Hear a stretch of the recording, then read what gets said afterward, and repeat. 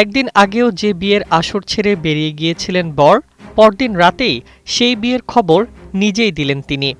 খাসির মাংস না পাওয়াকে কেন্দ্র করে আলোচনার ঝড় তোলা জাপান প্রবাসী জুনায়েদ মিয়ার বিয়ে শেষ পর্যন্ত সম্পন্ন হয়েছে।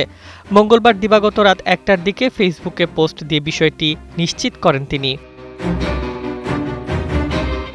নিজের পোস্টে জুনায়েদ লেখেন, সব জল্পনা কল্পনার অবসান ঘটিয়ে অবশেষে বিয়ে সম্পন্ন হয়েছে। পাশাপাশি মহান আল্লাহর কাছে শুকরিয়া আদায় করে সবার কাছে সুখী দাম্পত্য জীবনের জন্য দোয়া চান তিনি। ঘটনার শুরু সোমবার বিকেলে ব্রাহ্মণবাড়িয়ার আখাউড়া উপজেলার ধরখার ইউনিয়নের তোলাতালা গ্রামে বসেছিল বিয়ের আয়োজন।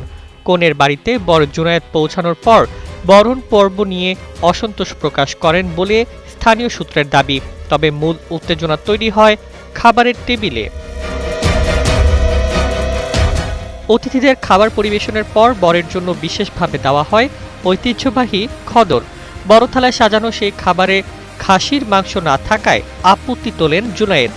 খাসির মাংস ছাড়া খাবেন না এমন অবস্থান নেওয়ার পাশাপাশি বিয়ের আনুষ্ঠানিকতাও সম্পন্ন করবেন না বলে জানান তিনি।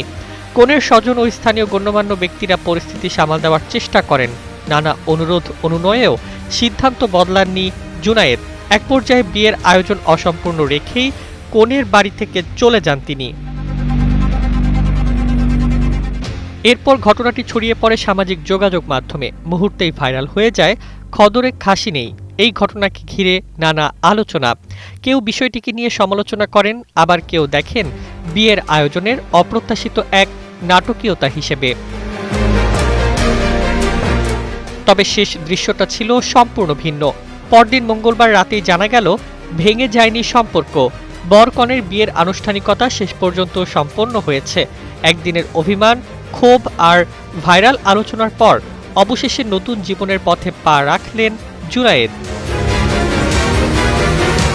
খাসির মাংস নিয়ে শুরু হওয়া যে ঘটনা বিয়েটাকে অনিশ্চয়তার মুখে ঠেলে দিয়েছিল, শেষ পর্যন্ত সেটি রয়ে গেল এই বিয়ের সবচেয়ে আলোচিত অধ্যায়। Desk report, Bangladesh bulletin.